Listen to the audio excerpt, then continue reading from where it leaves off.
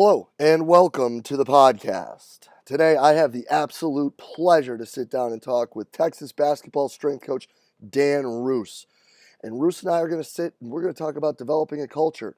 And guys, in my opinion, Dan Roose is the best at this in our profession when it comes to mixing what the coach's philosophy is into how he trains his athletes and getting that buy-in and building the team from the weight room out.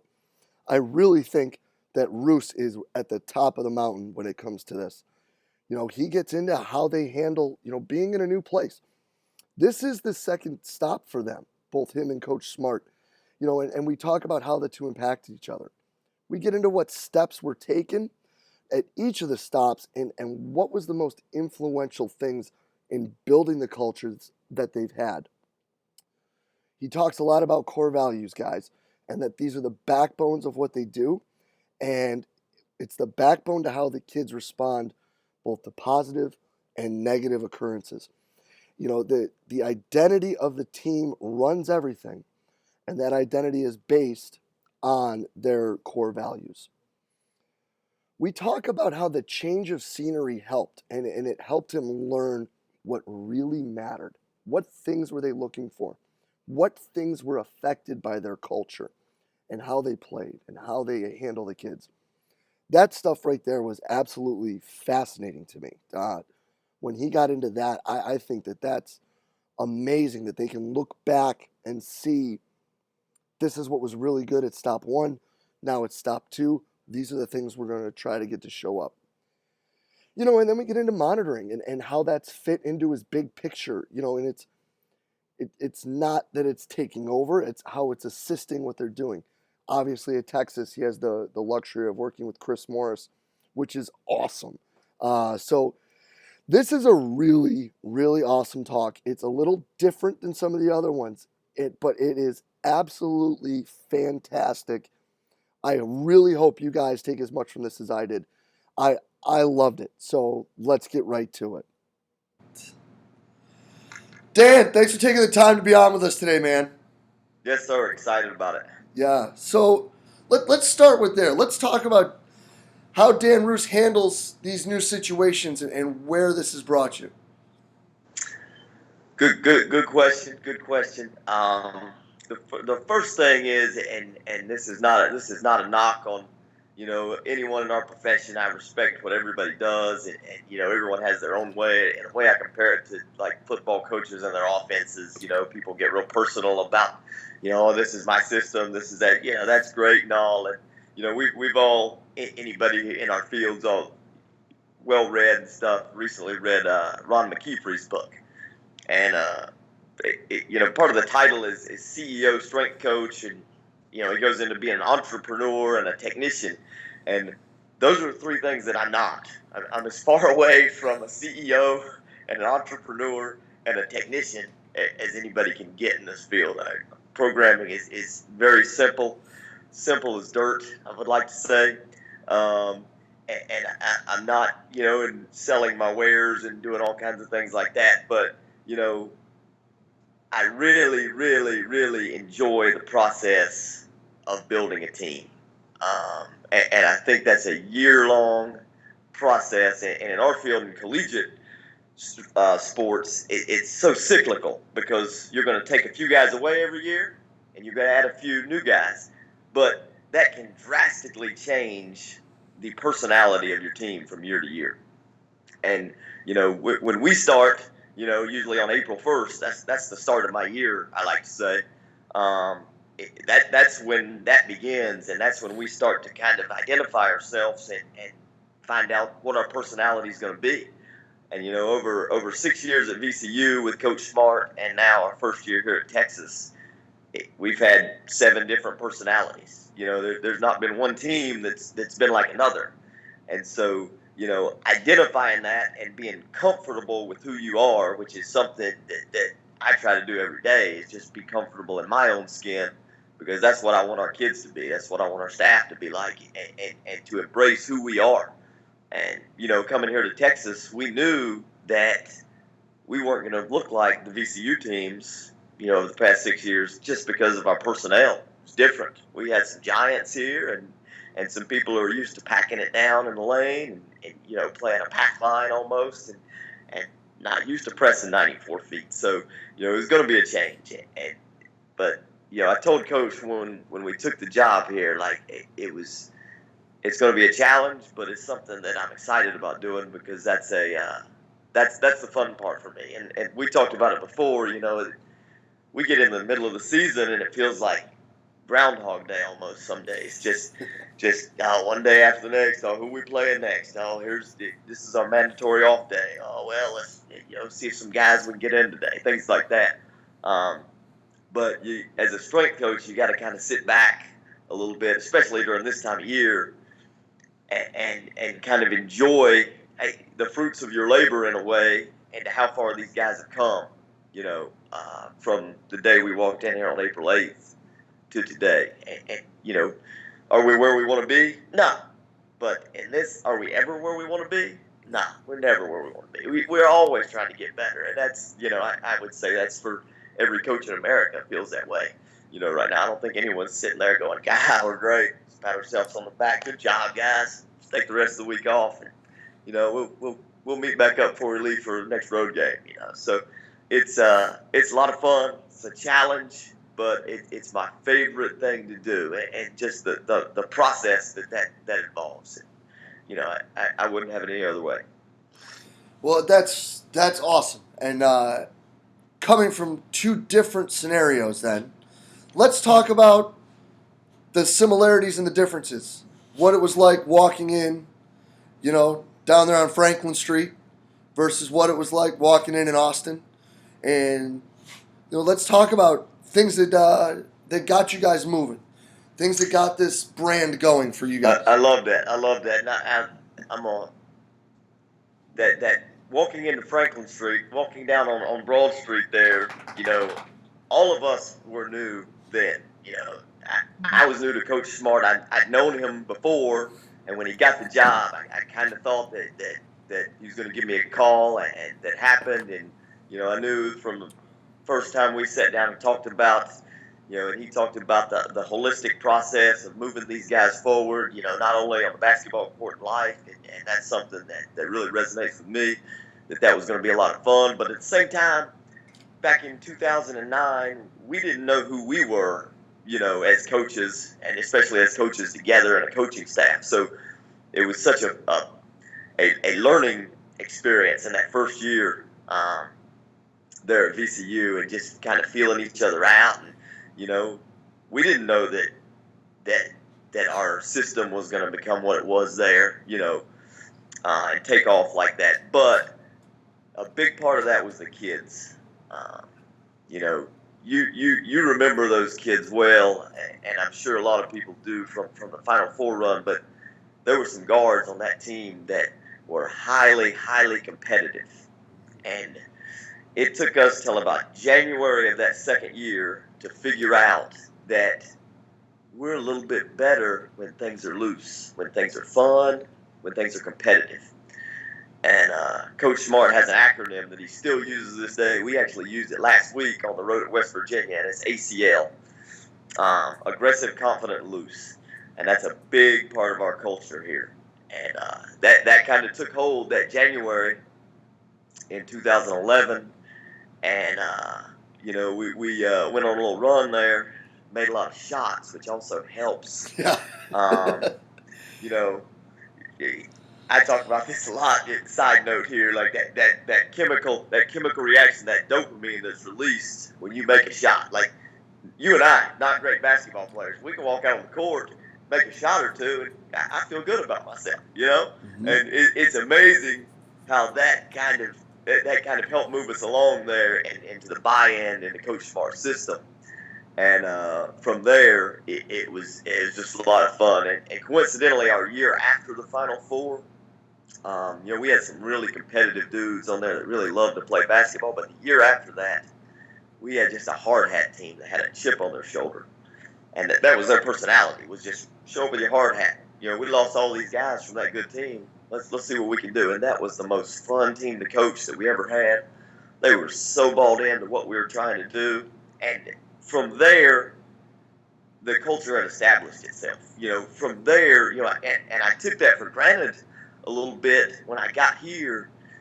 I spent a good 4 weeks with no voice here because I was teaching so much stuff that I hadn't taught in years because these guys didn't know what we were talking about.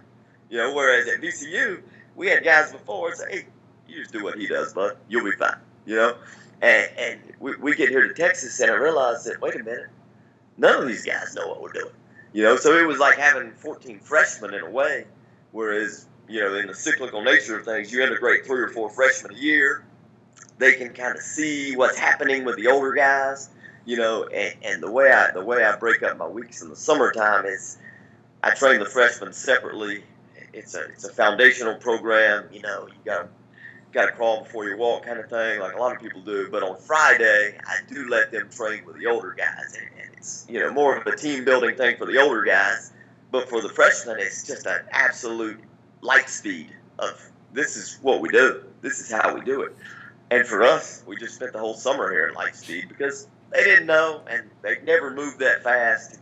We're really big on transitions and moving from one thing to the next and responding, whether it goes your way or not. How your response is, responding to negativity, responding to prosperity. So if that's the case, then we had 14 guys here just head spinning all summer long because of the pace of things, and so it was fun. It was tiring. It was the most worn out I've been at the end of a summer in a long time, but at the same time, it's a lot of fun just building that foundation. No, that's awesome. So let's piggyback off that because I think that whole transition thing is something people can learn a bit about here. Let's talk about both of those. So transitioning from the positive and the negative, and how does that work in? How does that fit into what you guys do both in training and then carry over to practice, then ultimately performing in games? Sure. Well, here at Texas and at VCU, we have a set of core values, and one of those is enthusiasm. And so we want to attack everything we do with enthusiasm, whether it's going to class, whether it's walking in the meeting room before a shoot around, things like that. You better have enthusiasm if you're around Coach Smart, and that's easy to do when things are going your way, but when things are not going your way is when it's most needed. Because when it doesn't, when things spiral out of control, that's how you get buried under some of those runs that other teams go on, things like that. But if you can have an enthusiasm about what you're doing, and in some ways what we try to do in the summertime is make the mundane task fun. So whatever it is we're doing, transitioning from one thing to the next in the weight room, or going from the weight room to the court for practice, or going outside to do something, getting outside of our comfort zone a little bit. We're going to make those mundane tasks fun because we're in it with our family. That's what it's all about. And this kind of happened by accident at VCU because this is actually a funny story here.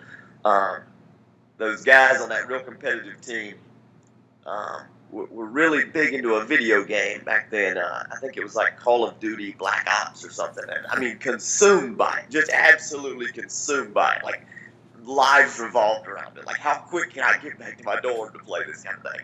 And so, when you take things like that, you start to tie things in, and use them because that team thrived off of fun and competitiveness, things like that. So that's how we kind of got started with the SEAL training things and things like that we do that have become a part of our culture. That gets a lot of press because the guy who doesn't like to press, as you know, and but and so a lot of the other things I do, we don't press, but so a lot of people think that we do that kind of thing year round, but that's not the case at all. We spend a week with instructor McGuire every year. He's phenomenal at what he does on the team building side of things. But the most important component to that is that everybody on our staff, head coach, assistant coaches, trainer, managers, graduate assistants, players, do it together. And that happened by accident the first time because I like doing things like that. So I was going to do it. So Coach Smart likes doing things like that. He was going to do it. Well, if Coach Smart was going to do it, you know, those other assistants, it might not be as active. They were going to have to do it too. And, it kind of grew from there into something that we kind of look forward to every year. And is it challenging? Yeah. Are there parts that are physically hard? Yeah. Are there parts that are mentally hard? Yeah. But that's not what it's all about. It's about us all being out together, embracing mundane tasks like carrying each other around or getting in freezing water or things like that normally you wouldn't be very excited about. But because you're out there with your brothers, and it's something you're doing together, that's what we get from that kind of thing. It's not about, let's train like a seal and, man, I want to do 1,000 flutter kicks and push-ups and things like that. We're not interested in that, but it's a fun time, and it goes right into our culture of how we're going to do things with enthusiasm and have fun with it. And it just kind of grew from there to where we did it in Texas this year, and actually enjoyed it because I could really go back to basics with it. Whereas at VCU, we had to make it more challenging each year because we had dudes in the program for 4 years, and to the point, our last year at VCU, I mean, I wanted them to break us. I mean, we're carrying around maps and compasses and doing land navigation, and there's these 250-pound sandbags that we're trying to carry around, and I've never been so defeated in my life. So this year at Texas is actually pretty easy, because we could go back to some basic stuff. But the guys here still found it really tough because it was new to them. Mm-hmm. Well, and especially last year with one personality in particular, I'm sure that was very much necessary. Yeah, it was. And that is in no way a shot at that kid. That's what made him amazing. Yeah. Is that, the fact that I'm just sitting here trying to think what he would have done with all of that stuff. And it's I don't know which intrigues me more. You talk about somebody that makes a joy out of mundane things. Oh, I bet. Easy example. Oh, I bet. I'm just trying to figure which would have been more entertaining, watching him or Scott Day. I don't know. Well, Scott Day's your problem now. Yeah. I love him though. He's great. He's great. Yeah. But no, I couldn't imagine him down in the racquetball courts with us. No offense, Scott. We love you. So then let's go back, because that's a pretty neat transition. So going from that team from last year to the team this year. Right. So what did you learn with round 1 at VCU that carried into round 2 at Texas? Yep. And what do you see as like the things that worked at VCU? Now you look back and this definitely won't work with these kids. Right.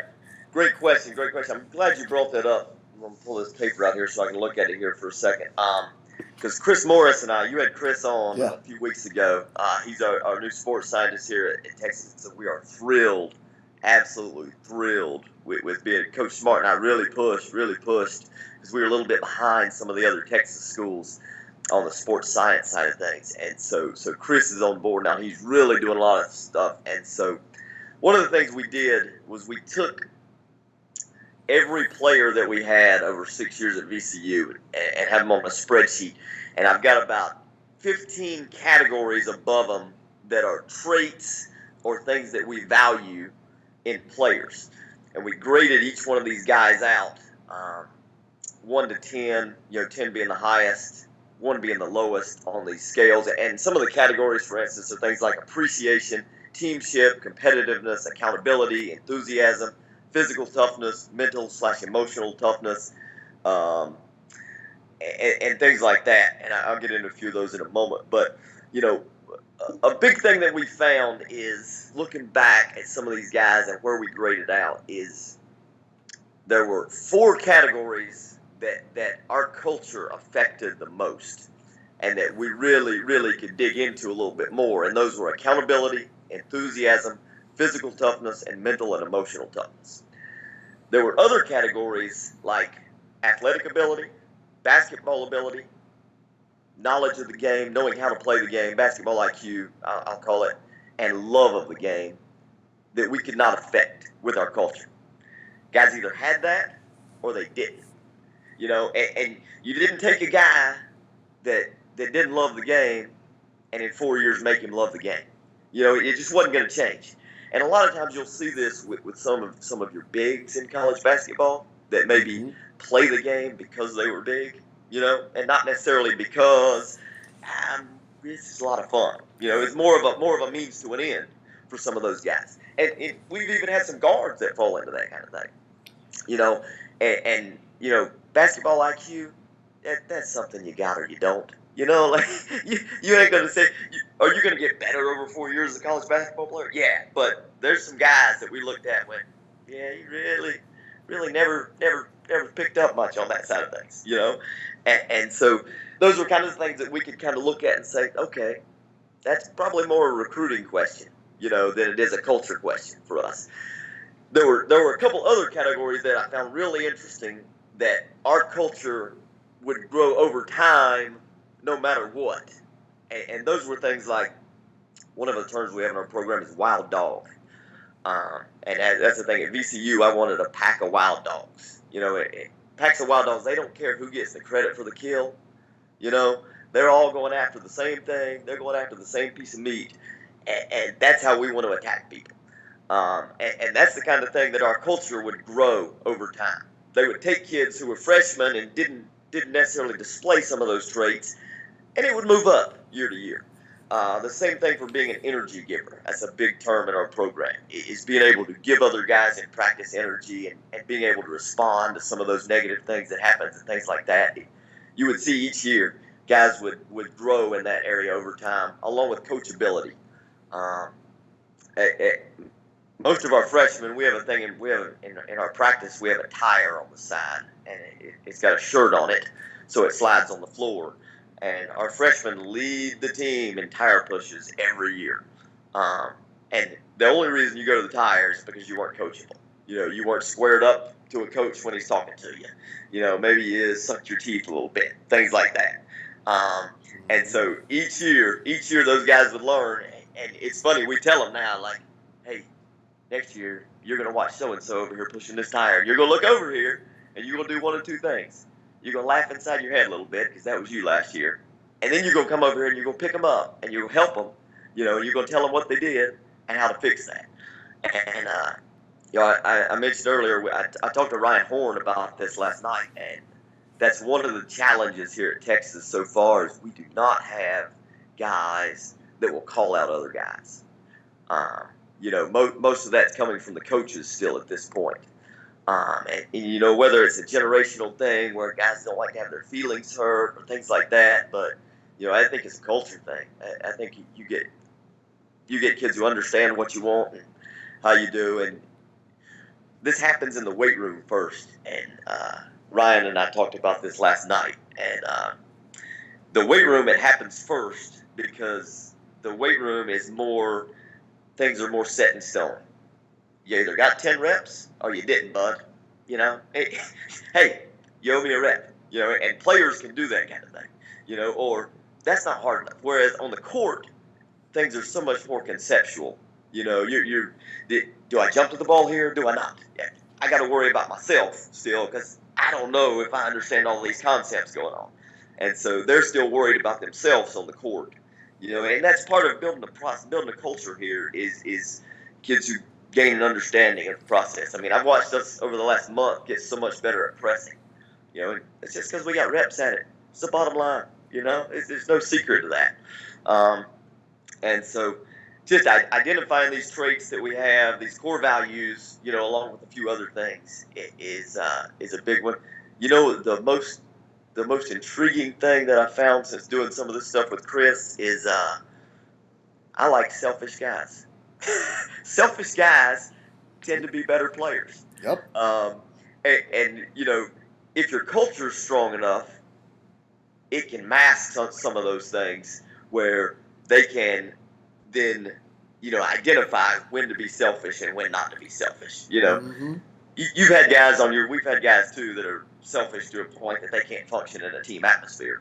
But, somewhat selfish where it's time for me to make a big shot. I want the ball. That's the guys you want. Yep. So that's been interesting to see on this is really unselfish guys tend to be non-players. Hey, I'm just happy to be here. I like my scholarship, or I like just being on the team. So that was one of the interesting things we found in that. No, that is an awesome point. And I think that those initial points are things that a lot of people would say fit the culture, but I'm sure also enhanced by it. When you were talking accountability and Right, coachability and things of that nature. And that transcends all teams, all sports, everywhere. right. So that's really awesome. So then, how does that now, when we look at the guys from your time here, transcend into your time now with the Longhorns? So how is Chris and helping you guys, and how is that affecting your plan? Um, I'm like I said, thrilled to have Chris here. At VCU, we got into some different monitoring technology and things like that. I'd run a polar heart rate system for 5 years. You know, really, it took a year of playing around with it to just figure out how to work the thing. Then another year to kind of get things dialed in, and by year 3, 4, and 5, really getting some good solid data, and things. And then by last year, I added in our sports science um, guys over there. Guy Hornsby, who's at West Virginia now, Dr. Lee Franco, were some guys who really helped me out a lot. Because as I'm a strength coach. If I bury myself in spreadsheets and things like that, I'm not as good at what I do on a daily basis if I'm lost in data.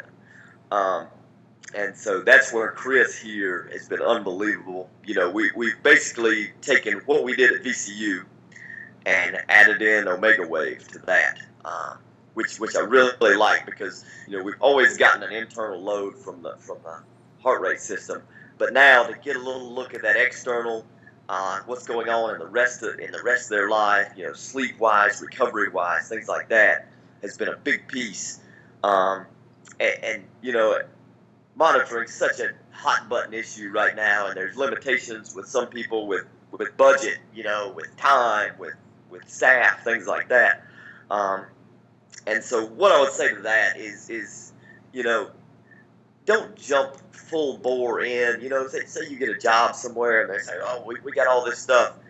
Pick one or two things. Pick one or two metrics to look at. Start identifying some trends, things like that, and then don't use it as an absolute. It's just something to learn more about your kids. It's the first thing when I got the Polar system. Was I learned, you know, you can't put all these kids in a box. They're different. They're vastly different. How they recover, things like that.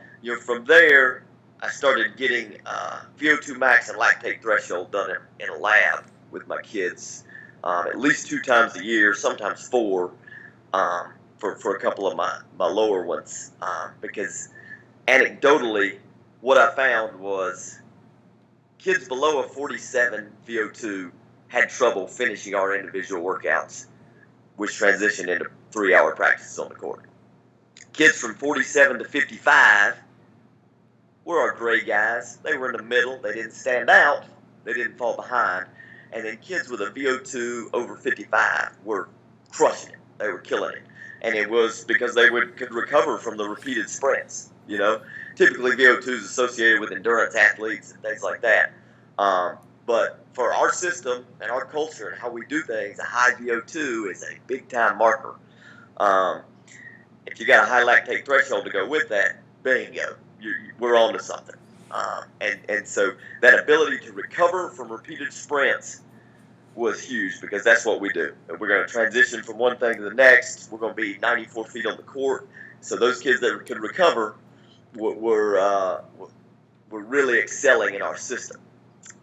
And so from there, it was easy to start identifying our problem kids. I had a kid a few years ago come in with a 39. That's going to be tough. That's going to be tough to do. Luckily, he had to sit out a year, thanks to NCAA. But, at that point, I actually met Joel Jameson at one of your clinics early on. Yeah. Started a dialogue with him a little bit. Ryan Horn helped me out, put me in touch with Mark McLaughlin, talked to him some. And at the same time, I read a Martin Rooney book, and just reached out to him by email, and was doing some stuff with him, and I started bouncing all these things off, and I was in it, like, wow, do I buy a Kaiser spin bike? Like, I can't take these guys out and just run them around the track because our season's so long. They have super huge feet that are pounding 250 pounds into the ground. Like, I'm scared to death. I can't do that kind of stuff. I just can't take these guys out and run. And I think it was Joel was like, you got to get a VersaClimber. And so got a VersaClimber to start with, and then ended up getting about 4 more, and kind of built an aerobic strength program around that. And it was a lot of trial and error early on. But, in basketball, and especially the way we play, I think it's the most overlooked, undertrained energy system, because especially in this day and age of specialization, I've got kids who can't ride a bike, can't swim, because they just didn't go outside. They just didn't go run around all day and things like that. They went to a basketball practice and they did 22s or suicides, things like that. And so that aerobic energy system is underdeveloped a lot of times. And so when we could identify that and then improve it without beating these joints, mercilessly, we saw some big time gains. And so having Chris here is really big to help me move that along even further, especially with the addition of the Omega Wave. We're real excited about some of the things we're going to be able to do with that. We've already had a lot of good things come from that, and I'll tell you the most important thing that I've seen from that, and this can go for any kind of monitoring that you do, whether it's subjective, like a wellness questionnaire, whatever it may be. What this does is it opens up lines of communication between myself and the athletes that might not have existed, because not every athlete wears their emotions on their sleeves. Not every athlete that walks in the door, you can just look at him and say, I don't think you slept really good last night, D. What's up? Some have a great way of masking those things. And so this Omega Wave, I can easily sit there and say, wow, your CNS is fried for the 3rd day in a row. What's up? What's going on? And from there we can start, whether it's, nutritionally, sleep, hydration, things like that. We can start attacking those things that you might not have known otherwise, because some athletes, they won't let on. Our culture, we want tough kids. That's what we build. And so for that reason, a lot of times with the strength coach, they're not going to let on that they're not tough. So what it's done is it's opened up some new doors for us with kids to attack some things, and I'm really pleased with that. Well, and it's awesome, too, that it opened up those doors, because it then turns out to them understanding that it's not about them not being tough. Right. They might actually be being tougher by sharing the information. Yes. Yeah, and Chris has a great term called owning your Omega Wave. And it fits right into our competitive guys. Is, man, what do I got to do to get this thing looking right? But so you're telling me if I sleep 8 hours, this will be better? Yeah, that's what I'm telling you. Yeah, it's crazy, I know, but you can actually score higher on this thing if you sleep, bud. Yeah. If you don't booze and you eat well and, drink plenty of water. Right. All those crazy things that we tell you all the time. Yeah. Weird, I know. Yeah. Well, Roose, I really do appreciate you taking the time out, man. This talk has been absolutely phenomenal. For people to have just a little bit of an insight into someone who does such a fantastic job with building a program and building a culture, I think that this 30 minutes is absolutely priceless. And I can't thank you enough for taking some time out in the middle of, basketball never stops. So, your busy time, but it's, I do, man. I'm really grateful for you to take the time out. And I'm happier that we could finally do this. Yeah. Right. The whole I know what you're saying. thing. Right. But no, man, thank you so much, and we'll definitely be in touch soon, brother. Yeah, thanks, Jay. I really appreciate you doing this. These are great. Austin traffic is really bad, so a lot of podcasts keep me from some road rage incidents. So I appreciate that. I'm glad we can just keep you between the two lines, buddy. Thanks again Thanks, for Jay. being on. Yes, sir. And a huge thank you to today's guest, Texas Longhorns basketball strength coach Dan Roose. Guys, I think that, again, Dan does this better than anyone that I've ever spoken with. He's shared everything openly, candidly. I can't thank him enough, A, for taking the time and talking with me, and B, sharing all of this to me and all of you listening. It's absolutely priceless. And Dan, I can't thank you enough. I hope you guys did enjoy this as much as I did. And if you did, share it, guys. Any questions, thoughts, comments, leave them below. Tweet them at us. Shoot them at us on Facebook. We'd love to hear your thoughts. We'd love to continue dialogue and keep things going in that direction. And as always, guys, thank you for being part of what we do here at Central Virginia Sport Performance. We'll be back next week with the podcast and another great guest. Have a good one.